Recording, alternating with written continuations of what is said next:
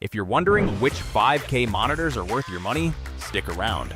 After we run through each product, I'll give you my personal take. Would I buy it or would I skip it? No fluff, just my honest opinion. Let's get into it. Dell U4U25QW. This 40-inch behemoth is basically a massive productivity playground with a 120Hz refresh rate that makes scrolling through your crippling debt look smoother than butter. It packs a Thunderbolt hub with 140 watts of power delivery for your laptop, though the high price tag might actually force you to sell your internal organs just to afford the electricity it pulls. Would I buy it? Maybe, because while that 5K 2K resolution is a dream for multitasking, the subpar high dynamic range contrast and shaky stand make it feel like a very expensive diva that cannot handle a bright room. Apple Studio Display. This 27-inch beauty offers a crisp 5Ka resolution and a 600 nits brightness level that will make your eyeballs feel like they are sunbathing in the middle of July. The integrated 6-speaker system and studio-quality microphones are great for looking professional on Zoom calls. But the fact that it still uses a 60Hz refresh rate in 2026 is a total slap in the face for anyone who likes their movement without motion blur. Would I buy it? Yes, but only if you are already trapped in the Apple ecosystem and want a display that looks sexier than your actual furniture. Apple Pro Display XDR. With a 32-inch 6K panel and 1600 nits of peak brightness, this monitor is basically a legalized portable sun that puts every other display on this list to shame. It is built like a tank and offers a level of color accuracy that would satisfy even the most pretentious film editors. Yet charging an extra $1,000 for a stand is the biggest flex in the history of tech-related robberies. Would I buy it? No, because unless you are editing the next Marvel movie, nobody needs to spend $5,000 on a screen that doesn't even come with a basic piece of metal to hold it up. LG 45GX9 5G8B. This massive 45-inch curved organic light emitting diode monster lets you switch between a sharp 5K resolution at 165 Hz and a blindingly fast 1080p DIMM at 330 Hz for those sweaty gaming sessions. The 800R curve is aggressive enough to wrap around your head like a futuristic helmet, though the pixel density is still a bit lower than the Apple displays, making your text look slightly more pixelated than a retro arcade game. Would I buy it?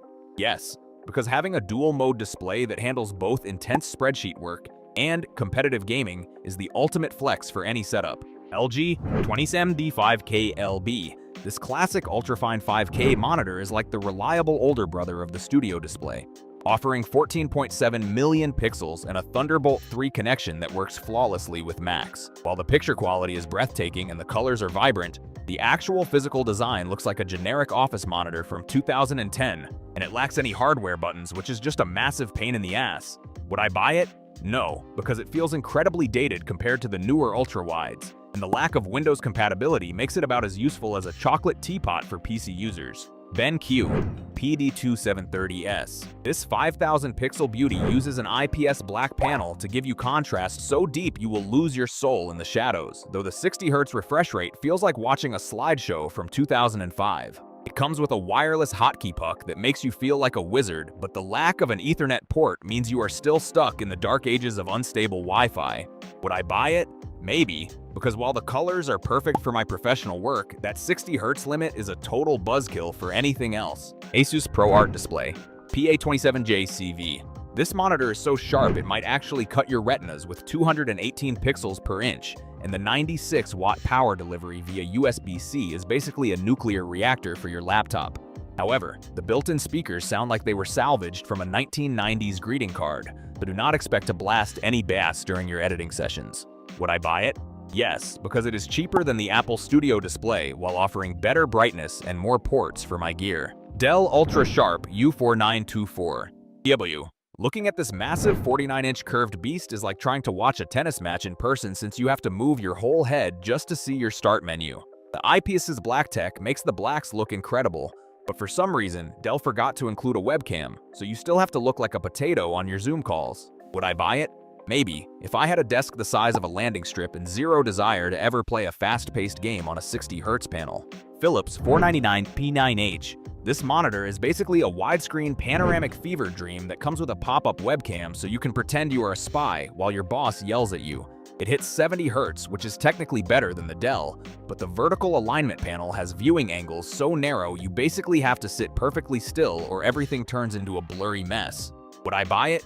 No, because the vertical alignment ghosting drives me insane, and the design looks like it belongs in a government office from 1998. Samsung Viewfinity S9.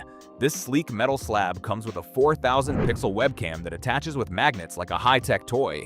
But the smart television software is so slow it will make you want to throw your mouse through the 5,000 pixel glass. The matte finish is incredible for killing reflections, but the viewing angles are so tight, you might see a weird vignette if you dare to lean an inch to the left. Would I buy it? Yes, because getting a free 4,000 pixel camera and an adjustable stand included in the box makes the Apple alternative look like a total ripoff. ViewSonic VP27885 5K. This beast gives you that crisp 5,000 pixel resolution with a pixel density of 218 pixels per inch that makes text look so sharp it might actually cut your eyes.